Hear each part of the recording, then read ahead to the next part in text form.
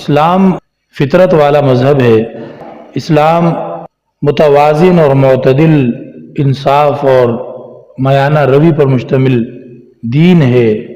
اسلام کی تعلیمات میں نہ تو انسان کے بنیادی انسانی اور حیوانی حقوق کچلنے کی حوصلہ افزائی کی گئی اور نہ ہی معاشرے میں خرابی اور فساد کی اجازت دی گئی۔ اسلام میں انسان کے بنیادی انسانی حقوق کی پاسداری بھی کی گئی، مگر اس انسان کو اس کے اپنے حقوق استعمال کرنے میں، اپنے حقوق کو برتنے اور انجوائے کرنے میں اتنی چھوٹ بھی نہیں دی گئی کہ وہ معاشرے کے لیے مصیبت اور وبال بن جائے۔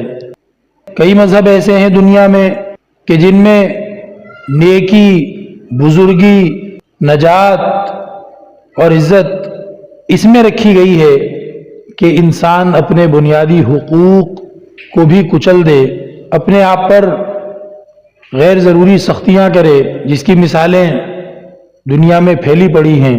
کوئی جوگی ہیں، کوئی بدھ مت کے جو وہ مونکس ہوتے ہیں، کوئی کرسچینٹی کے اندر ننز ہوتی ہیں۔ آپ جانتے ہیں کہ وہ بنیادی انسانی چیزوں سے اپنے آپ کو پابند رکھتے ہیں، روک کے رکھتے ہیں۔ وہ شادی نہیں کر سکتے، وہ بہت ساری اور کام نہیں کر سکتے جو عام انسان کر سکتا ہے۔ اور ان مذہبوں میں مانا یہ جاتا ہے کہ اپنے اوپر ایسا جبر، اپنے اوپر ایسی سختی، اپنے اوپر ایسی محرومی مسلط کرنے کے بعد ہی آپ بزرگ بن سکتے ہیں، آپ اللہ کے قریبی بن سکتے ہیں، ورنہ آپ نیکی میں اور تقوی میں پیچھے رہ جائیں گے۔ اسلام نے کسی بھی چیز کو آپ کے اوپر پورے طور پہ بند نہیں کیا ہے جو چیز انسان ہونے کے ناطے آپ کو چاہیے تھی۔ ہاں، یہ کیا ہے کہ جو کام آپ کے لیے ضروری تھے ان کاموں کے کرنے میں کچھ حدود قیود لگا دی ہیں۔ ایسا نہیں ہے کہ آپ آزادانہ طور پر اپنی منچاہی ترتیب پر اپنی مرضی سے آپ چیزوں کو برتنا، استعمال کرنا، انجوائے کرنا شروع کر دیں گے،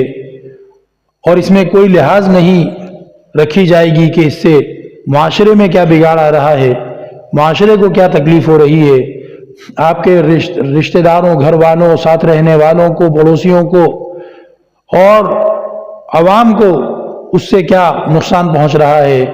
اسلام نے ان ساری چیزوں کا لحاظ کیا ہے، ان ساری چیزوں کو نظر میں رکھا۔